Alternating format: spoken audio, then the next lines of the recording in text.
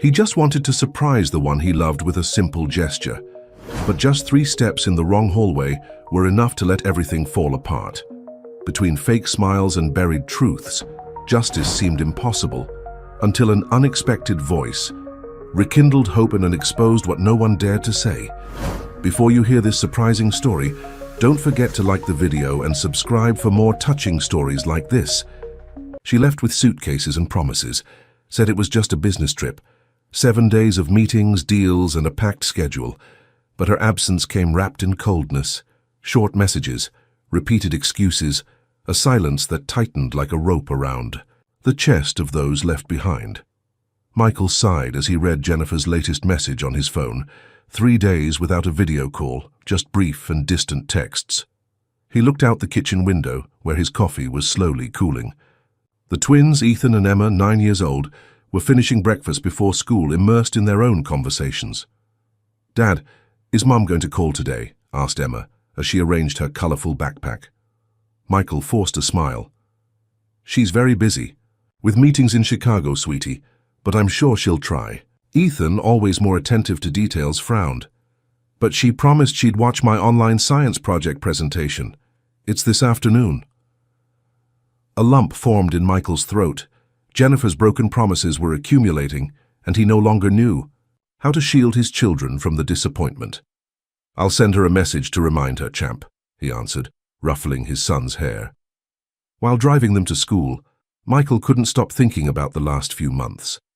His 12-year marriage to Jennifer seemed to be silently crumbling. Arguments increased, intimacy decreased, and now this sudden trip to a marketing conference in Chicago. Jennifer was an executive at a large advertising company in Denver, and occasional trips were part of her routine, but something about this specific trip deeply bothered him. At the small architecture firm where he worked, Michael tried to focus on projects. His longtime friend and business partner, David, noticed his distraction.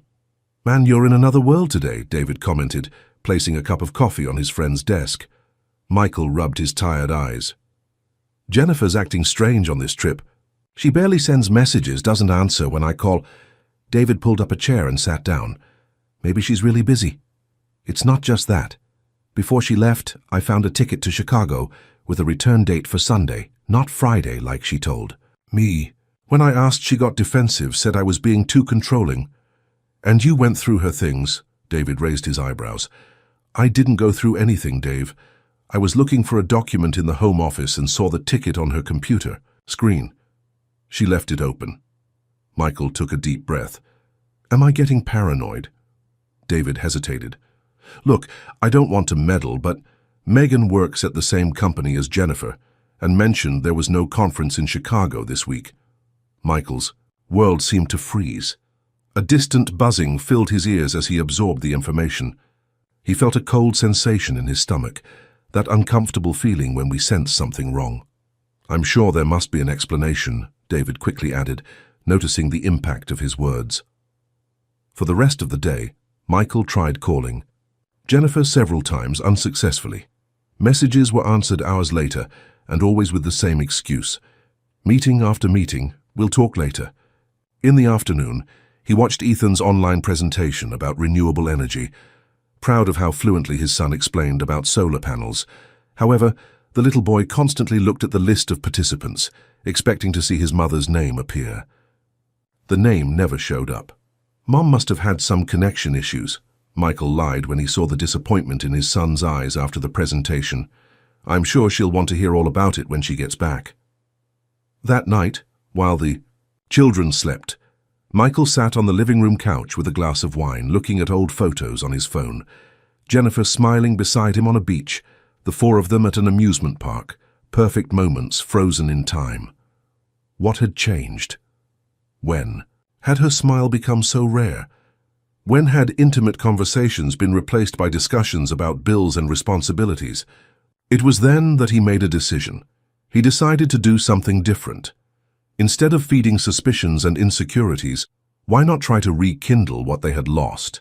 Maybe an unexpected gesture, something to show that he still cared, that they all cared. The next morning, he shared the idea with the twins during breakfast. "What if we surprise Mom? We could go to Chicago tomorrow, bring flowers, the chocolate cake she loves, and record a special video for her. The children's eyes, lit up with enthusiasm. We can make cards, exclaimed Emma, already imagining the colors and designs. And we can bring that Christmas photo of us that she likes so much, suggested Ethan, always practical. Michael smiled, genuinely excited for the first time in days. Then it settled. Tomorrow morning we'll catch the first flight, surprise her, and come back the same day. It'll be quick and special. He managed to get tickets for a flight, leaving at 6 a.m. on Saturday. David agreed to help with the children if they needed to stay longer, and Michael used the app for the hotel where Jennifer always stayed in Chicago to confirm she was really there. Her name appeared on the guest list, room 814. That night, while the children prepared their cards, Michael made the chocolate cake with fudge frosting exactly how Jennifer liked it. Emma was so excited that she wrote a little poem to read in the video they would record. Ethan gathered photos and prepared a small collection of seashells he had saved from their last beach trip together. "Do you think Mom will be happy?" asked Emma as she glued silver stars on her colorful card. Michael kissed her forehead. "I'm sure she will, Princess." Something in the back of his mind questioned if he was doing the right thing. What if Jennifer felt invaded? What if she really was busy with work and the surprise was just an inconvenience? But he pushed these doubts away. He had known his wife for years and knew that deep down she valued romantic and spontaneous gestures. In the early morning, while finishing packing the small bag with the surprises, his phone vibrated. A message from Jennifer. "Busy day tomorrow. Important final meeting, talk later." Michael stared at the message for long seconds. No questions about the children, no "I miss you," just practical information. The coldness of the text only confirmed his decision. Something needed to change, and maybe this gesture would be the beginning of a reconnection.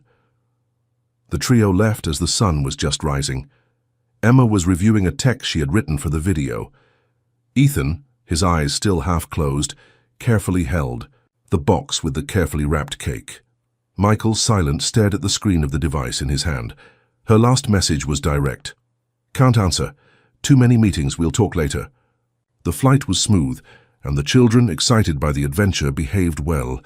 Upon arriving in Chicago, they took a taxi directly to the hotel. During the ride, Michael felt his heart racing. A mixture of anticipation and apprehension grew inside him. "How are we going to get into the hotel, Dad?" asked Ethan, always attentive to practical details. "We'll tell the truth," Michael replied, "that we want to make a special surprise." In the elegant hotel lobby, they approached the reception desk.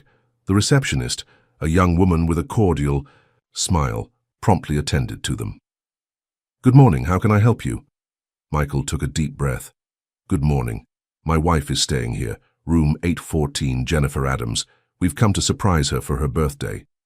The small lie about the birthday escaped easily from his lips. The receptionist typed something into the computer and smiled. "Ah, yes, Mrs. Adams. What a lovely surprise. Would it be possible to get a room on the same floor, just to organize?" "Ourselves before the surprise," Michael asked. After some checks in the system, she found an available room, 820, just a few doors down from Jennifer's room. As they rode the elevator, Michael felt strangely nervous. There was something both exciting and disturbing about this improvised plan. In the room, they organized everything. Michael arranged the flowers in a small bouquet, Emma positioned the cards next to the cake, and Ethan set up the phone to record the moment of surprise. "Should we practice what we're going to say?" suggested Emma, always the perfectionist. They practiced a few times. The children would go in first with the flowers and cake, singing a song that Jennifer loved. Michael would come right behind, filming everything. "Ready?" asked Michael, feeling his heart beating rapidly against his chest. The twins nodded, their eyes shining with expectation. As they walked down the hallway, they moved slowly, trying to contain nervous laughter. Michael checked his watch. 11:40. Come on, Jennifer should be preparing for lunch, perhaps resting a bit between supposed meetings. They reached the door of room 814. Michael extended his hand to knock, but noticed something strange. The door was ajar, with just a small visible gap. A simple detail, a mistake, or something more? The smile on Michael's face faltered. A hotel door left ajar was unusual, especially in a luxury hotel like this one. "The door is open, Dad," whispered Ethan, pointing to the gap. Emma stepped forward, anxious. "Can we go in?" Michael hesitated. A strange sensation ran down his spine. Should he knock, call Jennifer's name, or simply take advantage of the surprise element as planned? "Dad?" Emma insisted, looking at him expectantly. Michael took a deep breath and made his decision. He pushed the door slowly, very slowly, as if unconsciously delaying something his heart already knew. The door opened silently, gradually revealing the interior of the room. Half-closed curtains created an intimate dimness.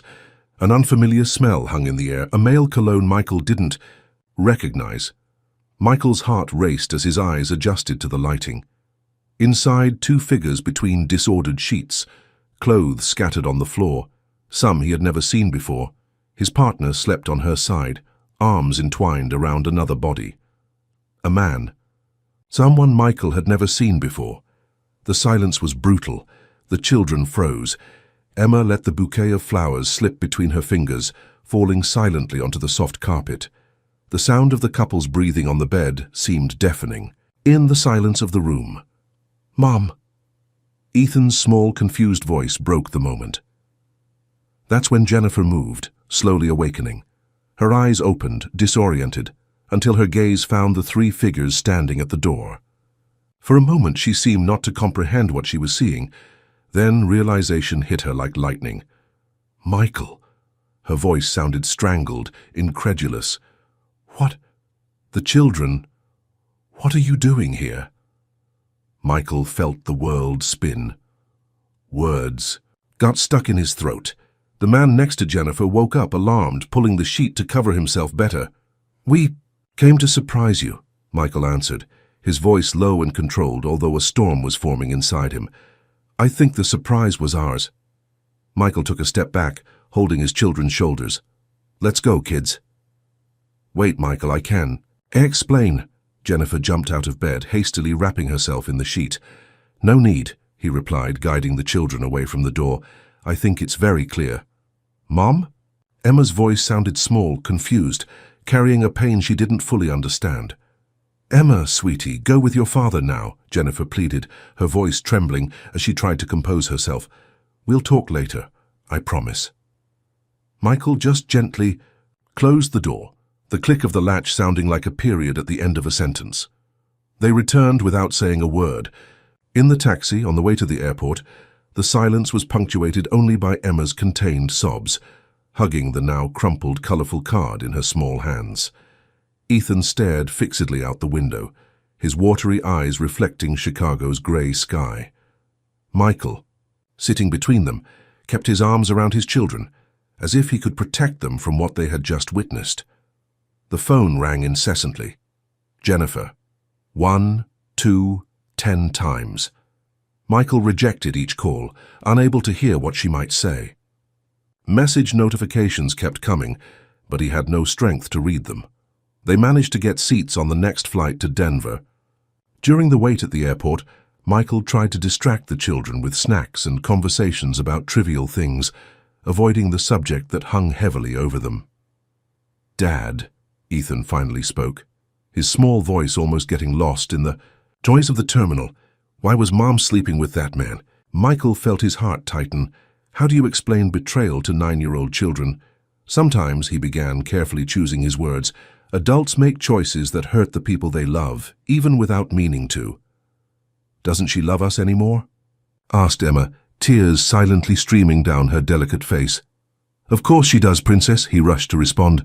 "Your mother loves you very much. This is between her and me. Our love for you will never change." On the plane, the children finally fell asleep, exhausted by the emotional turmoil. Michael, however, remained awake, reviewing every detail of the past few months.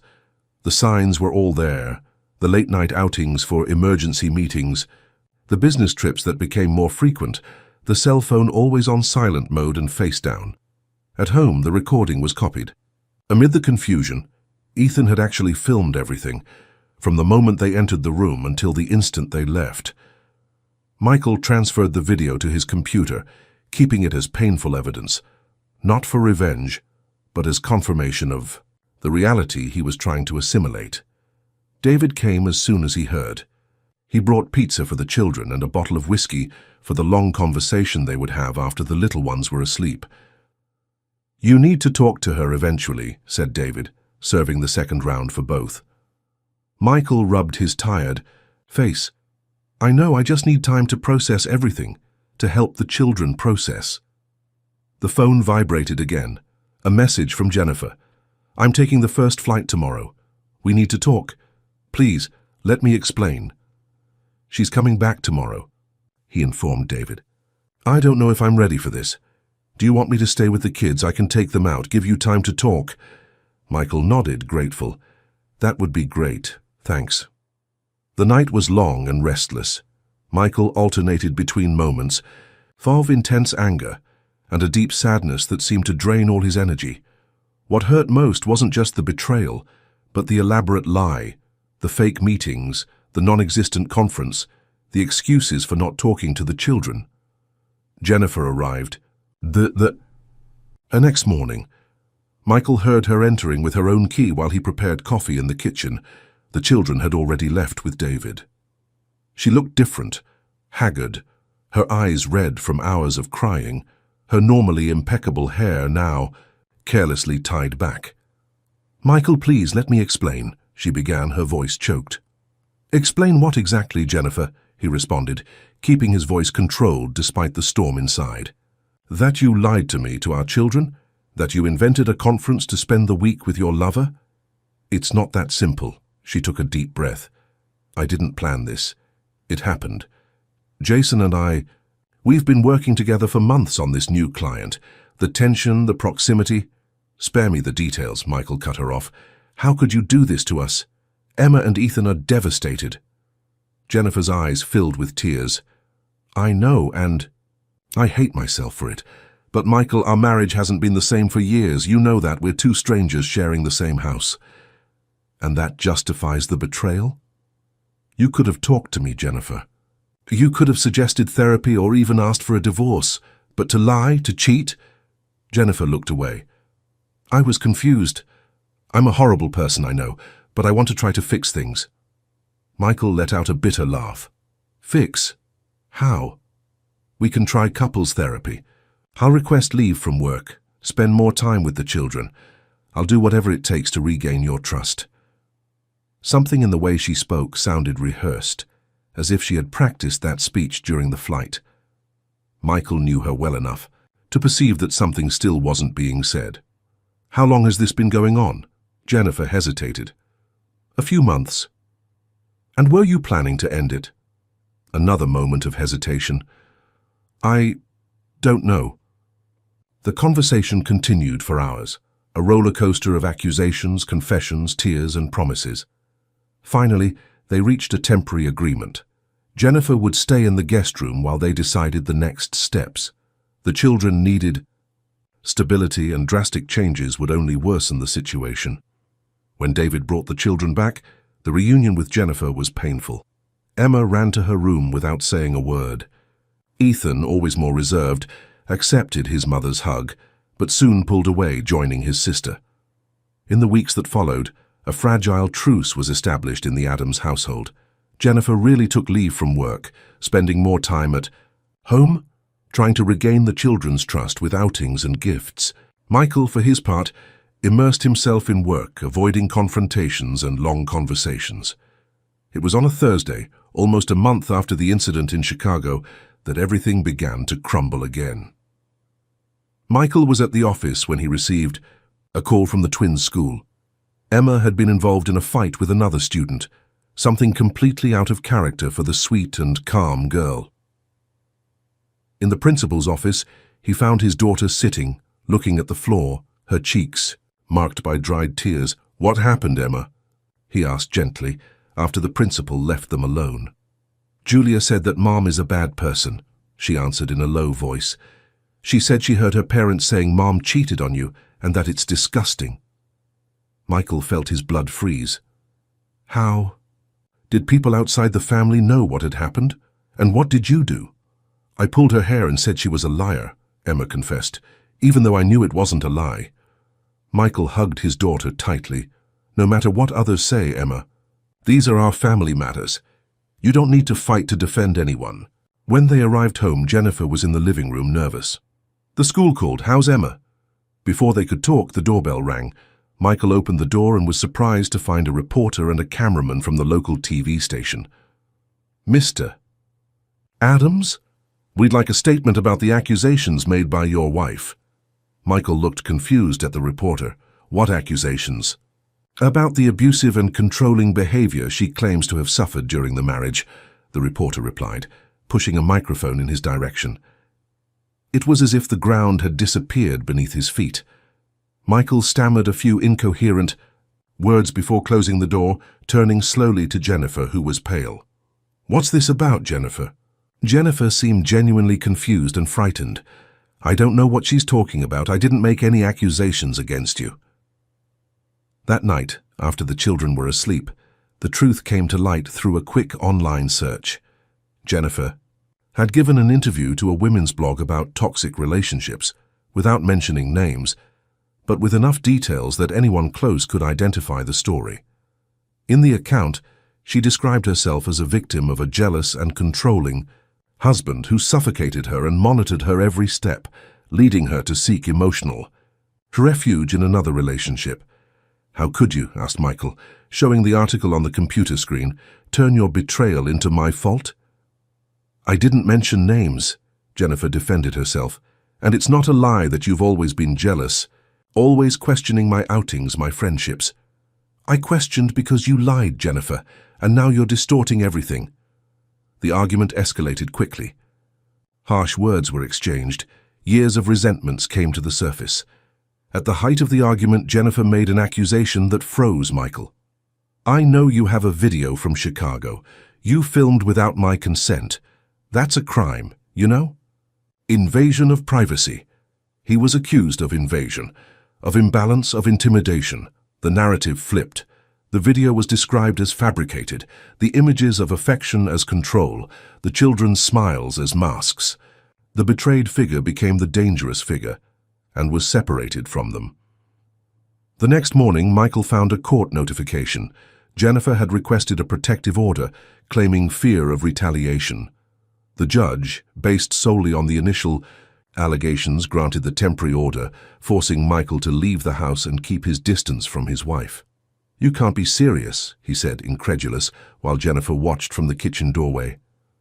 It's for everyone's safety, Michael, she replied, without looking directly into his eyes. Until everything calms down. And the children? Am I just going to disappear from their lives? We'll establish supervised visits. It's temporary. Michael looked at Jennifer as if seeing her for the first time. Who was this woman?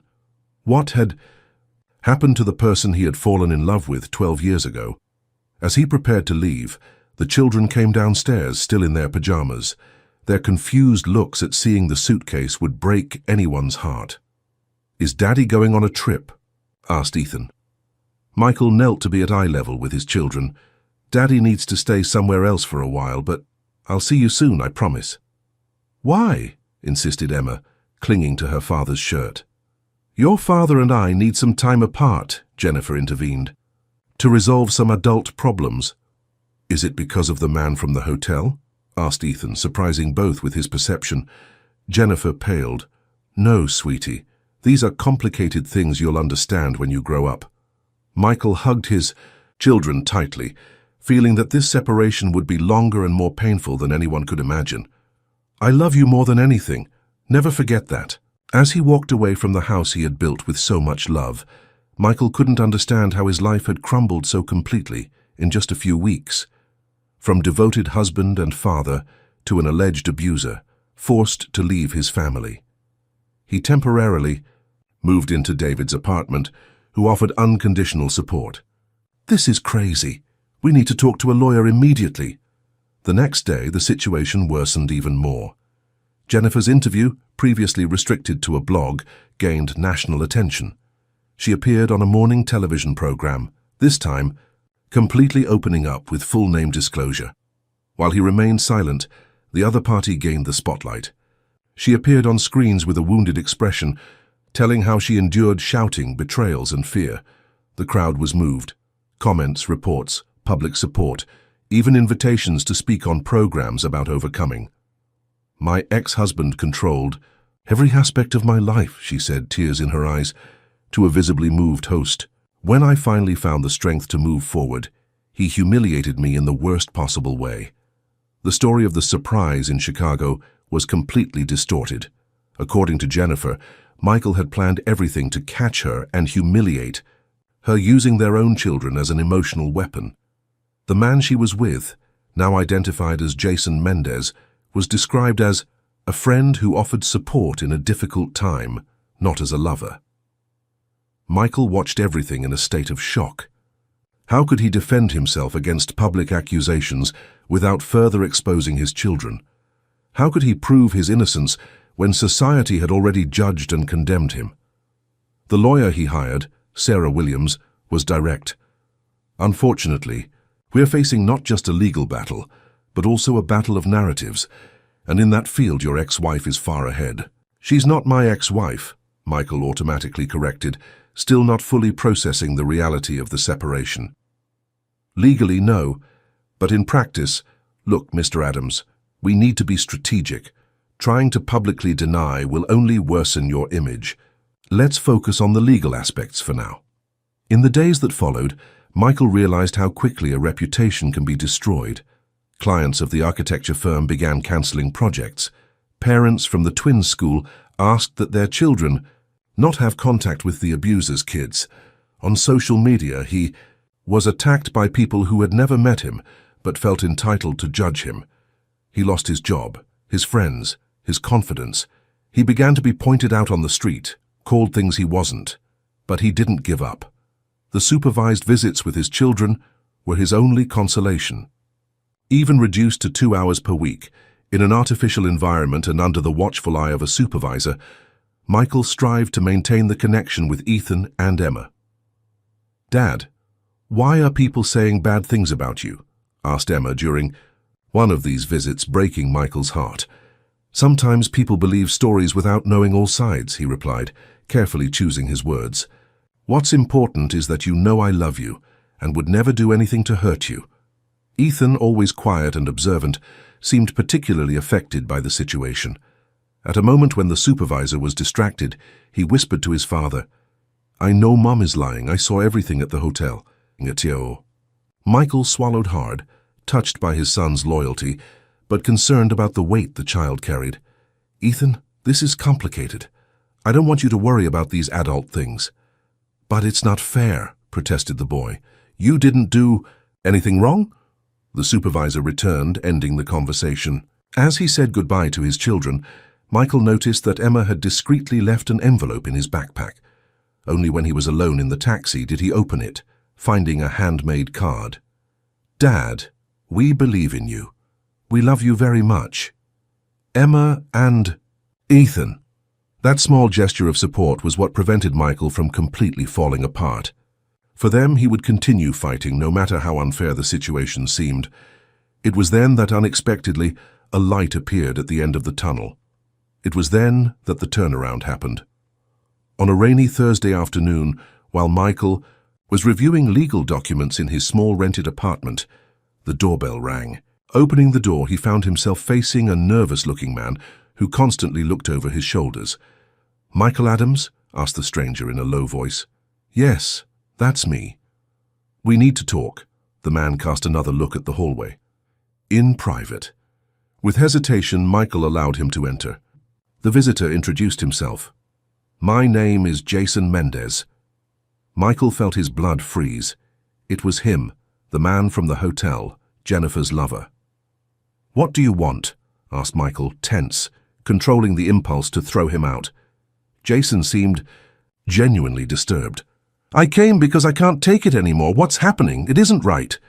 Michael crossed his arms, suspicious. "What are you talking about?" "Everything Jennifer is saying in the media is a lie," stated Jason nervously, rubbing his hands. "You were never abusive. She made it all up." An unexpected witness, the man from the room, sought legal help. He was remorseful and afraid. He revealed that everything had been set up, from the position of the pillows to the door left open on purpose. The conversation between them was recorded, messages preserved. The plan was clear: stage a betrayal to gain sympathy, custody, and status. During the next 2 hours, Jason revealed disturbing details. His relationship with Jennifer had begun almost a year ago, not a few months as she had claimed. Initially, she claimed to be in an unhappy marriage, portraying Michael as a distant and uninterested husband. Over time, I noticed contradictions in her story, explained Jason. When I suggested she get separated, the excuses would begin. Until finally she said she had a plan. The plan, according to Jason, was meticulous. Jennifer wanted the divorce, but on her terms. She wanted the house, full custody of the children, and public sympathy. For that, she needed Michael to appear as the villain.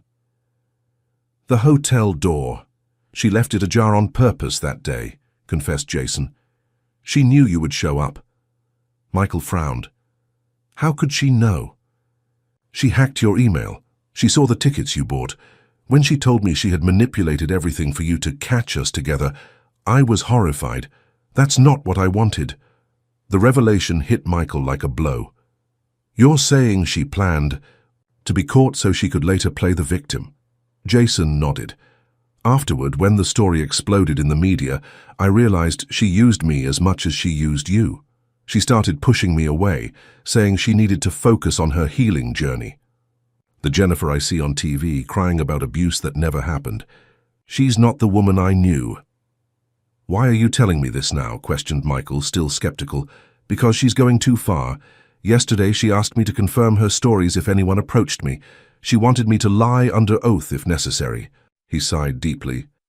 I have a young daughter from another relationship. I can't get involved in perjury. Michael studied the man before him, looking for signs of deception. Do you have proof of what you're saying? Jason took his phone from his pocket. I have messages from her explaining the plan, and he briefly hesitated. I recorded some of our conversations. I know it might not be legal, but I needed protection. That same night, Michael and his lawyer listened to the recordings in shock. Jennifer's voice, clear and calculating, discussed how she would turn the caught-in-the-act situation to her advantage, how she would gain public sympathy, and how Michael would be seen as a controlling monster. This changes everything, stated Sarah Williams. But we need to act cautiously if Jennifer discovers that Jason is cooperating with us before we formalize everything. She'll create another narrative, completed Michael, understanding the gravity of the situation. In the following days, they worked silently. Jason gave a formal deposition, delivering all the evidence he possessed. The lawyer secured an emergency hearing with the judge who had issued the protective order. Meanwhile, Jennifer's media campaign reached its peak. She now presented herself as a survivor, giving talks about abusive relationships and even negotiating a book about her experience. On the day of the hearing, Michael felt his stomach twisted with anxiety. Jennifer arrived escorted by her lawyer and a press officer, looking confident. Her smile disappeared when she saw Jason in the courthouse hallway. In the courtroom, the judge listened attentively to the new evidence. The recordings were played, the messages displayed on a large screen. Jennifer's face gradually transformed, from shock to contained anger. This evidence is extremely disturbing, declared the judge after hearing everything. Ms. Adams, do you have anything to say in your defense? Jennifer, visibly shaken, tried to maintain her composure. These recordings were made without my consent. They are illegal and manipulated. Even if the method of obtaining them is questionable, replied the judge, the content is consistent with other evidence presented. I am revoking the protective order immediately and referring the case for investigation of false allegations. With help from those who still believed in the truth, everything was gathered. The evidence reached the right hands. The recordings were examined, the images validated. The audio of the setup was played before the judge, and the courtroom fell silent. The hearing, initially private, soon became public knowledge. An investigative journalist intrigued by the inconsistencies in Jennifer's story obtained details of the case and published an extensive report. Public opinion, fickle as always, quickly changed. Jennifer, the inspirational survivor, became the manipulator who deceived everyone. Her contracts were cancelled, her talks cancelled, her book shelved. The truth at last shone like a blade cutting through the veil of lies. Michael, however, found no pleasure in Jennifer's downfall. He saw only the mother of his children facing public humiliation, knowing that Ethan and Emma would suffer from all that spectacle. At the custody hearing a week later, Michael surprised everyone, including his lawyer. "I don't want exclusive custody," he declared to the judge. "I propose shared custody with some conditions." The judge, who expected a fierce battle after all the events, raised his eyebrows. "What conditions, Mr. Adams?" "That Jennifer undergoes therapy, that we have family mediation, and that visitation schedules are rigorously respected. I don't want to deprive my children of their mother." Jennifer, who expected to lose everything, looked at Michael with a mixture of surprise and reluctant gratitude. The custody was reversed. The separation suspended. The false victim, now defendant. The public who once attacked retreated. The face once defamed now illustrated headlines about overcoming and injustice. Back at the family home, Michael found the children waiting anxiously. Emma ran into his arms, while Ethan, more reserved, watched with eyes bright with relief. "Are you going to get divorced?" Emma asked directly, always the most straightforward. "Yes, Princess," Michael answered honestly. "But that doesn't change how much we love you. Mom and I will live in separate houses, but we'll both always be present in your lives." "Mom did bad things," commented Ethan, his perception as sharp as always. "People make mistakes," replied Michael, carefully choosing his words. "The important thing is to learn from them and try to do better. Mom is learning." In the weeks that followed, a new routine was established. Jennifer found an apartment nearby, allowing the children to move easily between the two homes. The first exchanges were tense and silent, but gradually a mutual respect began to form. Michael refused numerous offers for interviews and public statements. "This story has had too much exposure already," he explained to David, who encouraged him to tell his side. "I want to close this chapter, not prolong it." The architecture firm suffered during the scandal, but gradually clients began to return. Michael's reputation, though scratched, was being rebuilt. When he returned to his childhood home, he found the children waiting. The younger one ran to meet him. The other, more reserved, just whispered, "I knew you weren't what they said." And he cried, not from sadness, but from relief. 3 months after the decisive hearing, Michael received an unexpected visit. Melissa Thompson, a middle-aged woman with a determined expression, was waiting in the reception of his office. "My husband is going through the same situation you faced," she explained after introducing herself. "False accusations, manipulation, loss of custody of his children. Nobody believes him." Michael felt a pang of empathy. "I'm sorry about him. I found your story online. You're one of the few cases where the truth prevailed." She took a deep breath. "I know it's asking a lot, but would you consider talking to him? Giving some guidance? He's losing hope." That request touched something deep in Michael. How many others were suffering silently, unfairly labeled, without voice or defense? In the days that followed, he refused to return to his old position. He chose to help others like him, people who had been destroyed by false accusations, by cruel manipulations, by well-rehearsed narratives. He became a guide where there had once been darkness.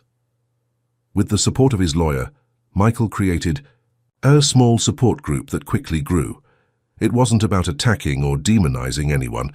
It was about restoring the truth, offering legal and emotional support, and mainly helping to preserve family bonds despite conflicts. "We're not against anyone," he explained at the meetings.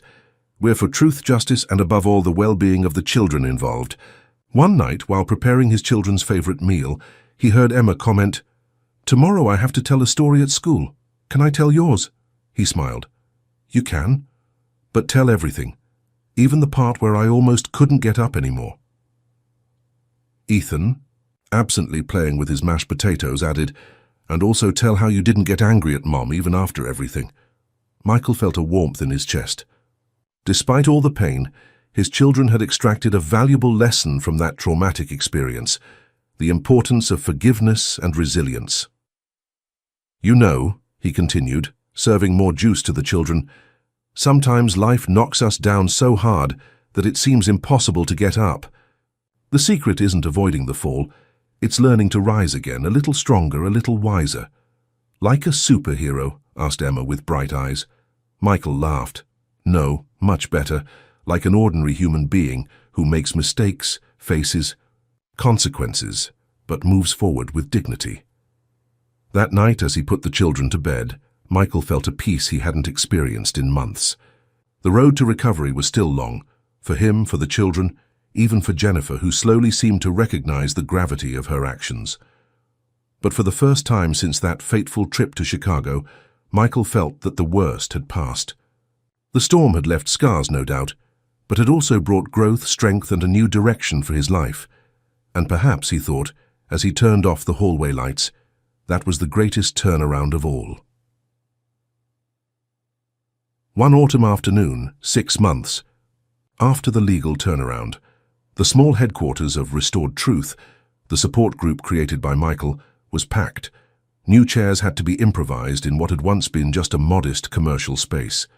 Michael observed the people around him.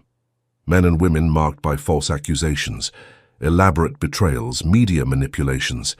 Different stories, but united by the same invisible thread of injustice. Welcome, he began. For those here for the first time, my name is Michael Adams. 6 months ago, I was where many of you are now, trying to prove my innocence while my reputation was being destroyed. A man at the back raised his hand. How did you manage to overcome your case? The question came with a heavy foreign accent. I will never completely overcome it, Michael responded honestly. There are days when I wake up thinking about what I lost. Trust, time with my children, friends who distanced themselves believing the lies. What changed was my relationship with that pain. Melissa Thompson, the woman who had sought him out months before, smiled from across the room. Her husband, Richard, was now by her side, a transformed man since the first time he had appeared at the meetings, downcast, depressed, almost hopeless. Richard, called Michael, would you like to share your update? The man stood up, his posture more confident. We won the reversal of the protective order. The messages we found proved that my ex-wife forged the threats. I'll be able to see my daughter again, after 8 months. Sincere applause filled the room. It was a small victory, but for that group it represented much more than a favorable legal outcome. It was confirmation that truth, however suffocated it might be, eventually finds its way. After the meeting, David approached Michael while he organized the chairs. You really found your purpose, didn't you? Commented his friend, helping to stack the chairs. Michael smiled tiredly. I never imagined I would go through all that to discover this. But sometimes the deepest scars end up teaching us the most important lessons. David hesitated for a moment before asking, And how are things with Jennifer? Civil, replied Michael. She's committed to therapy, surprisingly. I think the scandal and almost losing the children was enough of a wake-up call. I still don't trust her. I doubt I ever will completely, but we're managing to put the children first. And the little ones? Emma is more adapted to the new reality. Ethan still has difficult moments. Last week he had a nightmare and woke up asking if Mum was still lying about Dad. Michael sighed. The deepest scars aren't always our own, you know? When he arrived home that night, Michael found Ethan still awake, reading a book in his... It's past your bedtime, champ, he commented. Sitting on the edge of the bed, Ethan closed the book. Dad, I need to ask you something. Sure. At school, we're doing a project about heroes. Can I write about you? Michael felt a lump in his throat. Ethan, you know I'm no hero. Heroes are extraordinary people. The teacher said heroes are people who face difficult things and still choose to do the right thing. even when it would be easier to do something different. Ethan looked at his father with admiration. Like, when you didn't want to speak badly about Mom on TV, even after everything she did. Michael hugged his son, trying to hide the emotion that overwhelmed him. If that's how you see me, I'd be honored to be your hero. The next day, Michael received an unexpected call. Mr. Adams? This is Natalie Brandon from New Perspective, a magazine. We're doing a special feature on false accusations and the impact on victims' lives. Your story caught our attention. Michael hesitated. Until then, he had refused all approaches from the media. I have no interest in fueling controversy or exposing my family again. I completely understand, replied the journalist. Actually, we don't want to focus on the sensationalist details of your specific case, but rather on the work you're developing with Restored Truth. We believe other people need to know about this resource. After some consideration, Michael agreed to an interview under strict conditions. No sensitive personal details, no exposure of the children, no attacks on Jennifer. The C.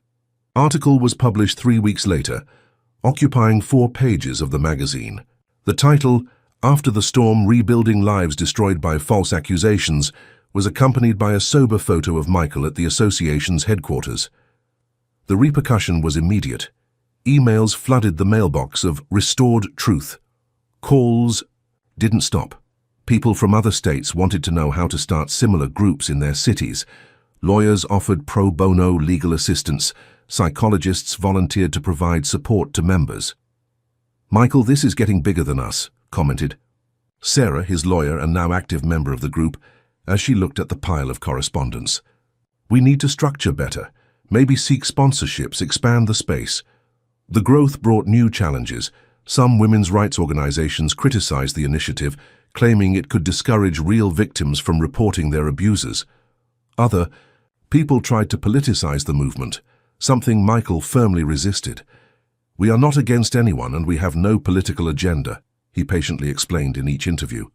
We support real victims of any type of violence. What we fight against are false accusations, which, besides destroying innocent people, harm the true victims by trivializing their experiences. One night, after a particularly intense meeting, Michael found a familiar figure waiting outside the building. Jennifer? He didn't hide his surprise. Since the custody hearing, their encounters had been limited to the children's custody exchanges and occasional school meetings. Can we talk? She asked, visibly nervous. I promise not to take much of your time. They walked to a nearby cafe, an uncomfortable silence hanging between them. Michael noticed how Jennifer seemed different, less makeup, simpler clothes, a less studied expression. I came to apologize, she finally said after ordering their coffees, not out of obligation or therapy, but because I finally understood the dimension of what I did. Michael remained silent, letting her speak.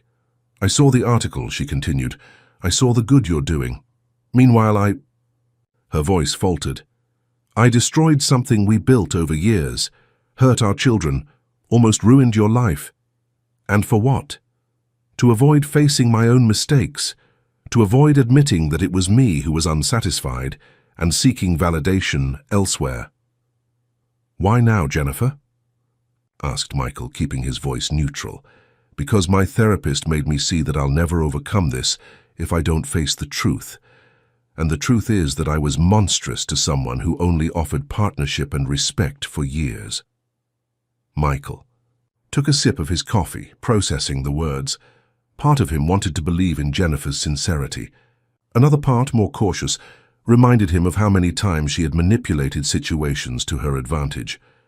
I don't expect your forgiveness, she continued, interpreting his silence. I just wanted you to know that I'm trying to change. For me, for our children, and somehow to try to repair a little of the harm I caused. Before Michael could respond, Jennifer took an envelope from her purse and placed it on the table. What's this? A check. It's modest compared to the damage I caused, but it's a start to help expand Restored Truth. She took a deep breath. Also, if you need someone to share the perspective, from the other side, I'm willing to talk about how and why I created all that manipulation." Michael looked at the envelope without touching it. "Why?" "Because maybe it will help other people not do what I did." She stared at her coffee cup. "And because I need to start fixing what I can, even knowing that some damage is permanent." That night, Michael reflected at length about the encounter with Jennifer. Her words seemed sincere, but years of trust aren't easily rebuilt. The check remained on his desk, untouched. In his weekly therapy, he shared the dilemma. "What do you really fear?" asked Dr. Rebecca, his therapist. "Being naive, falling for another manipulation." "And if it's not manipulation, if it's genuine?" Michael sighed. "Even if it is, I don't know if I can completely forgive." "Forgiveness isn't forgetting or minimizing the damage," explained the therapist. "It's freeing yourself from the power that resentment has over you. And sometimes, paradoxically, it's also offering the other person the chance to grow from the mistake." The following week, during the custody exchange, Michael handed an envelope to Jennifer. "What's this?" she asked, confused. "Your check back and an invitation. We're organizing a panel on the two sides of false accusations. If you're still willing to share your perspective, it would be valuable." Jennifer seemed genuinely surprised. "You're giving me a chance to do something right."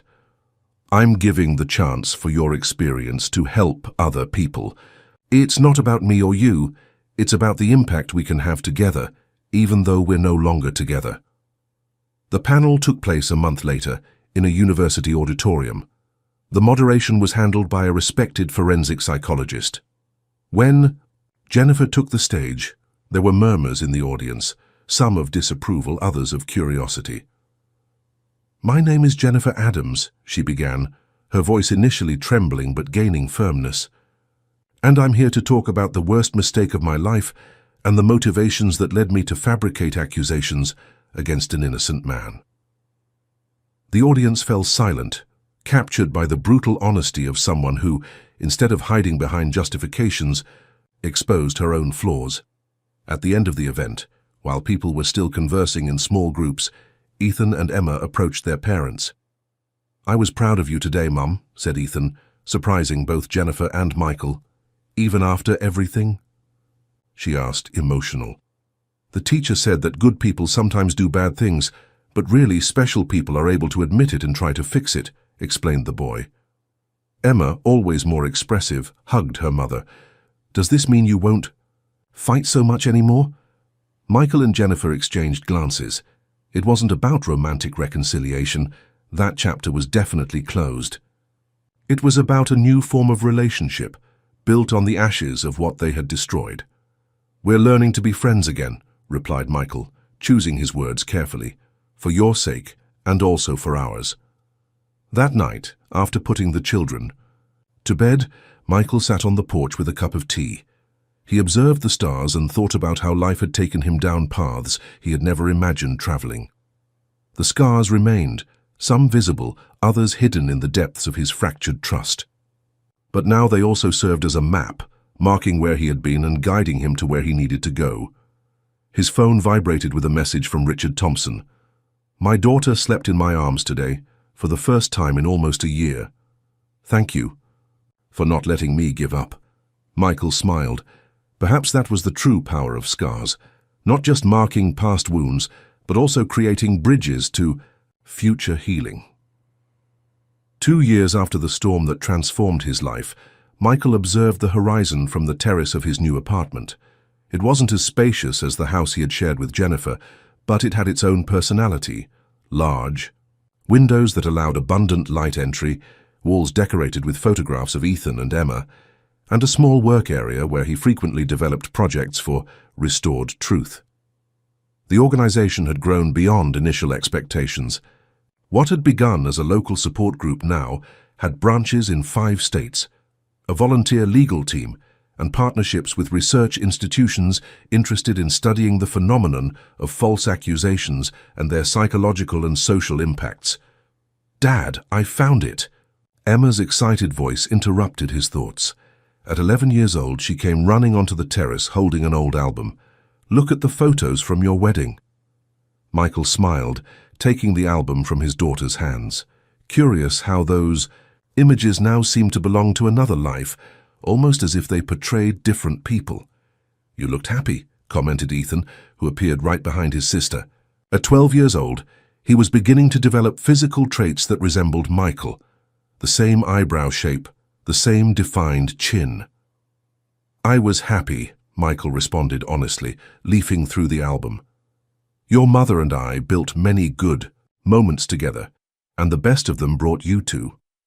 That was one of the most important lessons he had learned in recent years. The past didn't need to be rewritten or erased. The good moments remained valid, even after everything that had happened.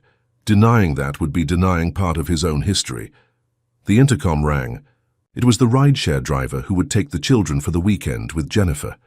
"Is everything in your backpack?" asked Michael, closing the album. "Yes," replied Ethan, while Emma nodded energetically. "Mom said we're going to the planetarium tomorrow." "Great. Take lots of photos to show me." Michael hugged his children. "Behave and have fun." After the children's departure, the apartment fell silent. Michael returned to the terrace, now with a cup of coffee, and picked up his laptop to finalize some emails. Among them, a message from Natalie Brandon, a journalist who had been following the work of Restored Truth from the beginning. "Good afternoon, Michael.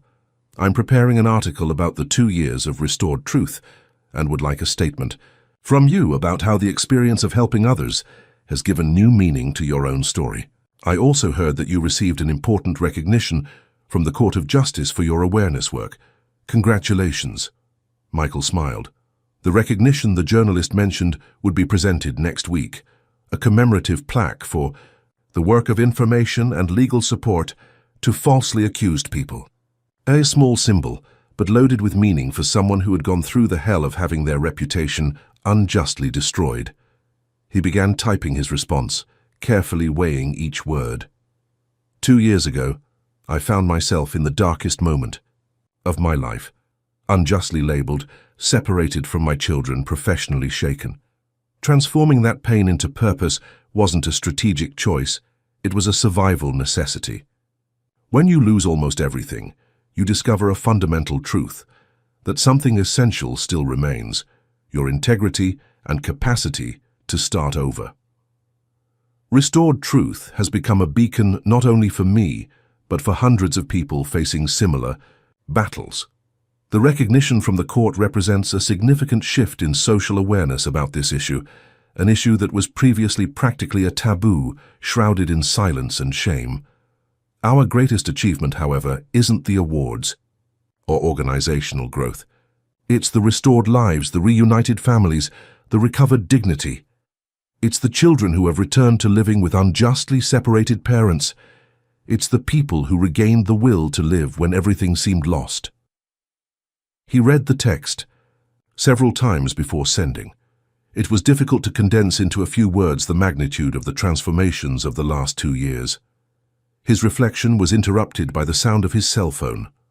It was David. "So, ready for tonight?" asked his friend, who had never abandoned Michael, even in the most difficult moments. "I don't know, Dave. I don't think I'm in the mood." "Michael Adams, you promised. Everyone confirmed they're coming. And Olivia will be there." Michael sighed, feeling his face warm slightly at hearing the name. Olivia Carter was a criminal defense attorney who had begun collaborating with Restored Truth about 8 months ago. Intelligent, compassionate, and with a sharp sense of humor, she had captured his attention from their first meeting. In recent weeks, work meetings frequently extended into coffee and conversations that had nothing to do with false accusations or judicial procedures. "Okay, I'll be there," he finally replied. Night came quickly. The restaurant chosen by David was sophisticated without being intimidating. Well-spaced tables, soft lighting, discreet ambient music. Michael recognized several faces upon entering. Friends who had remained by his side, new allies met through the organization, some loyal clients from the architecture firm. And then he saw Olivia.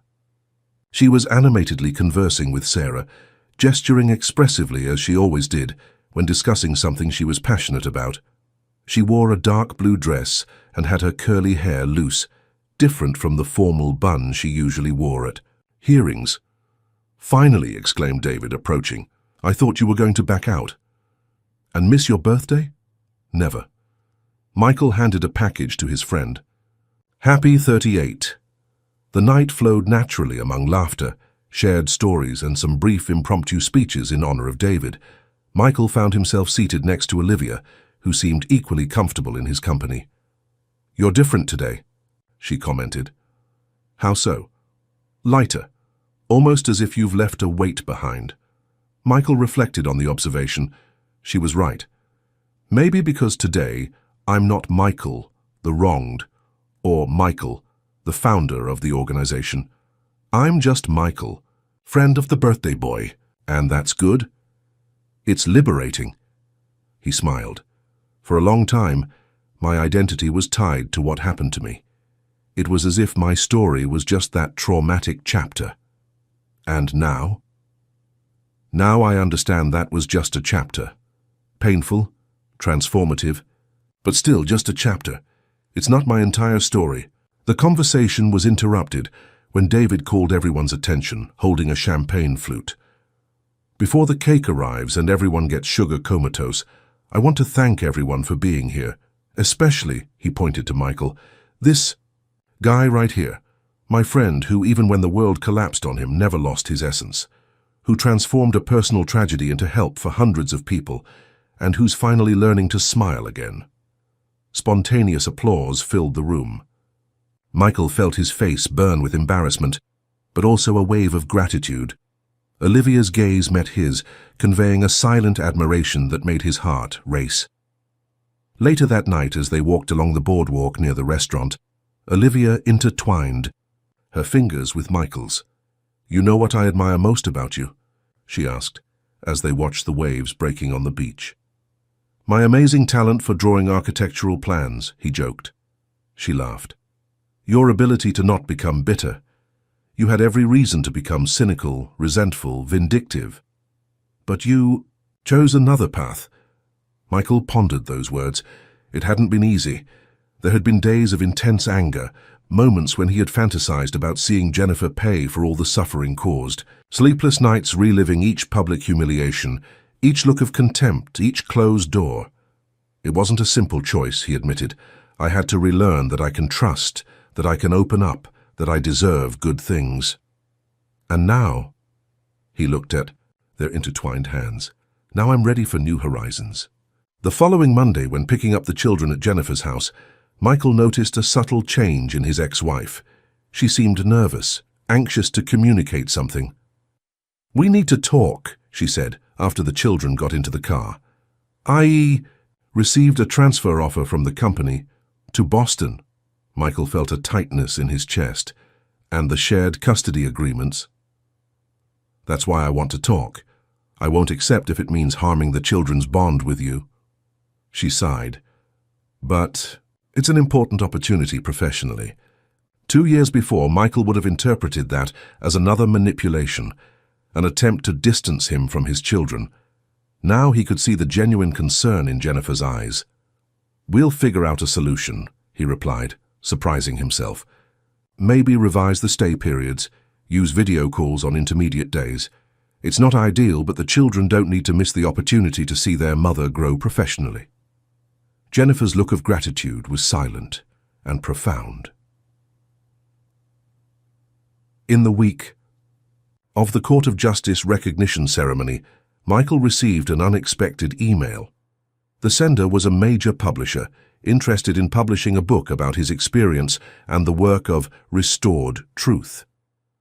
"Your story and the social impact of your work deserve to reach a wider audience," said the message. "We believe that a book would not only broaden awareness about false accusations, but also offer hope to those going through similar situations." Michael shared the proposal with Olivia during a dinner at his apartment. "You should accept," she opined as they savored dessert on the balcony, "but with one condition." "Which one?" "That it not be just about trauma and injustice, that it be primarily about reconstruction, reframing, and new beginnings." Michael smiled, moving closer to kiss her. "Like this one." 6 months later, Michael was in the packed auditorium for the launch of his book, After the Storm, Rebuilding Lives and Truths. The first row was occupied by familiar faces: Ethan and Emma, David and his wife, Sarah, Dr. Rebecca, Melissa and Richard Thompson, and Olivia, who looked at him with a mixture of pride and love. Jennifer couldn't attend. She was already established in Boston, but she had sent flowers with a simple card. May your story help others avoid the mistakes I made and find the redemption you provided. While waiting to take the stage, Michael discreetly leafed through his own book, pausing at the last paragraph. Our lives are defined not by the blows we receive, but by how we rise after each fall. Injustices exist, manipulations happen, reputations are destroyed, but no storm, however devastating, lasts forever. And when the clouds finally disperse, they reveal horizons we would never have imagined possible during the darkness. It's at this moment we realize the greatest victory was never proving our innocence to others, but preserving our integrity for ourselves. Because in the end, that's what allows us not just to survive, but to truly rebuild. The presenter called his name. Michael closed the book, took a deep breath, and walked toward the podium, where dozens of faces awaited him, some familiar, many strangers, all united by the desire to hear a story of fall and redemption. And as he began his speech, he was certain that finally the storm had truly passed. Before him stretched unlimited horizons, full of possibilities that 2 years earlier would have seemed unimaginable. Applause filled the auditorium when he finished. Ethan and Emma ran to hug him. Olivia approached, intertwining her fingers with his. "See? New beginnings," she whispered. Michael nodded, feeling a deep peace. Life hadn't returned to normal. It had transformed into something completely new, something more authentic, more conscious, and surprisingly more fulfilling. His story of false accusations and public destruction would always be part of who he was, a visible scar in his journey. But now he understood. Not all scars are reminders of wounds.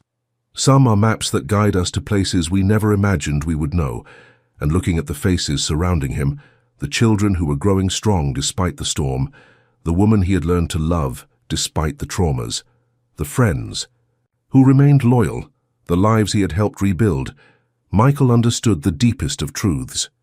Sometimes, it's precisely the greatest falls that allow us the highest flights. As Michael concluded his speech in the packed auditorium, a young reporter approached him, recorder in hand. "Mr. Adams, your story has touched thousands of people. What message would you like to leave for those watching or reading about your journey?" Michael reflected for a moment, looking beyond the cameras and faces present, as if he could see directly into the eyes of each person who would one day learn about his story. To each person who is learning about my journey now, I want to say, this isn't just my story. It's a reflection of countless others that remain in the shadows, waiting for a voice. Stories of devastating falls and inspiring new beginnings that deserve to be heard. He paused, his gaze intense and sincere. If this narrative touched you in any way, don't let it end here. Subscribe to the channel to follow other equally impactful stories that arrive daily.